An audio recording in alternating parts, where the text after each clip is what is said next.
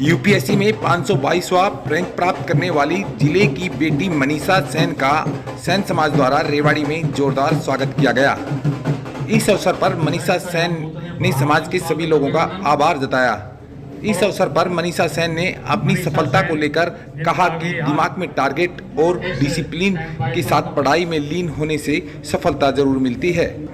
उन्होंने कहा कि युवाओं को सोच बड़ी रखनी होगी। सम्मान की बात है, ये मेरे लिए बहुत बड़े सम्मान की बात है कि इतने लोगों ने एकत्रित होकर मेरा सम्मान किया है और ये उपलब्धि मेरी काफ़ी संघर्ष के बाद मुझे प्राप्त हुई है, क्योंकि मैंने इससे पहले कई अटैम्प्ट दिए जिसमें मेरा सिलेक्शन नहीं हुआ है। फाइनली बहुत संघर्ष के बाद और हार्डवर्क के बाद मुझे अचीवमेंट प्राप्त हुई है, तो मैं काफ़ी खुश हूँ। किस तरह से इसकी क्या मेहनत की, किस तरह से प्रिपरेशन की, युवाओं को बताएंगे?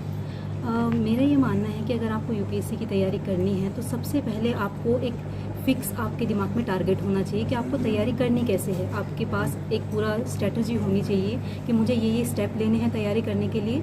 और दूसरा, आपके दिमाग में डिसिप्लिन होना चाहिए कि मैंने अगर टारगेट बनाया है तो पूरे डिसिप्लिन के साथ मुझे उसको अचीव करना है, क्योंकि ये जो प्रोसेस होती है वो काफ़ी लंबी होती है, 2 साल की प्रोसेस होती है।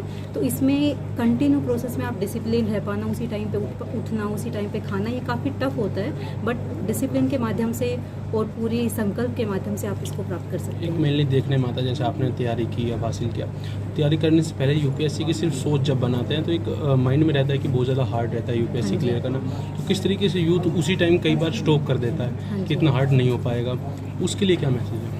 देखो, मेरा ये मानना है कि हम तैयारी करते हैं यूपीएससी की, टफेस्ट एग्ज़ाम है, तो दिमाग में ये आना कि होगा या नहीं होगा वो बहुत नॉर्मल सी बात है। लेकिन अगर आपको करना है तो आपको ये सोचना पड़ेगा कि पहले कोई भी काम, अगर किसी भी काम की शुरुआत होती है तो टफ वो लगता है, लेकिन जब हम प्रोसेस में जाते हैं, जब हम उसके लिए मेहनत करते हैं तो खुद ब खुद ऐसे सिचुएशन हमें प्राप्त होती है जिससे हमें लगता है कि हम कर सकते हैं। और एक नॉर्मल सी बात है, जब तक हम बड़ा सोचेंगे नहीं, जब तक हम कैसे अचीव करेंगे उस चीज़ को।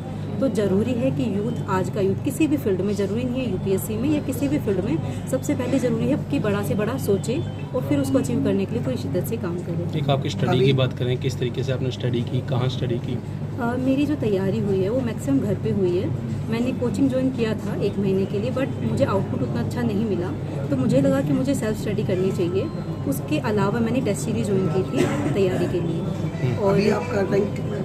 अभी मेरा रैंक 522 है, लेकिन मैंने इस बार अटेम्प्ट दिया है। Manisha, will you try for higher rank? Yes, हाँ, इस बार मैंने अटेम्प्ट दिया है इस साल का, तो मैं पूरी कोशिश करूँगी कि इस बार मेरा आईएएस के लिए सिलेक्शन हो जाए। आज भी समाज में कुछ परिवार ऐसे हैं जो लड़कियों को आगे नहीं बढ़ने देते हैं, घर से बाहर नहीं निकलने देते हैं, उनके लिए क्या मैसेज है कि लड़कियों को बाहर निकलने दें, उन्हें भी अपने सपने पूरे करने दें? देखो, ये मेरा ये मानना है कि कोई भी देश हो, कोई भी समाज हो, वो तब तक प्रगति नहीं कर सकता जब तक कि दोनों उसके पार्ट, मेल और फीमेल, बराबर अपनी हिस्सेदारी ना दे समाज में। जैसे हम एग्जांपल ले सकते हैं कि कोई भी पक्षी है, कोई भी पक्षी तभी बेहतर तरीके से उड़ सकता है जब उसके दोनों पंख क्या हो, अच्छे तरीके से कार्य कर रहे हो। तो हमारे लिए ये सोचना ज़रूरी है कि हम महिला को और पुरुष को, दोनों को बराबर प्रायोरिटी दें, ताकि वो अपना बेस्ट समाज के लिए और देश के लिए कर सकें। अपनी उपलब्धि का किया जाए।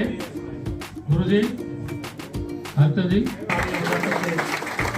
आप देख रहे हैं हमारा डिजिटल प्लेटफॉर्म न्यूज अपडेट। आप इसे शेयर, लाइक और सब्सक्राइब करें, साथ में बेल आइकन का बटन भी दबाना ना भूलें।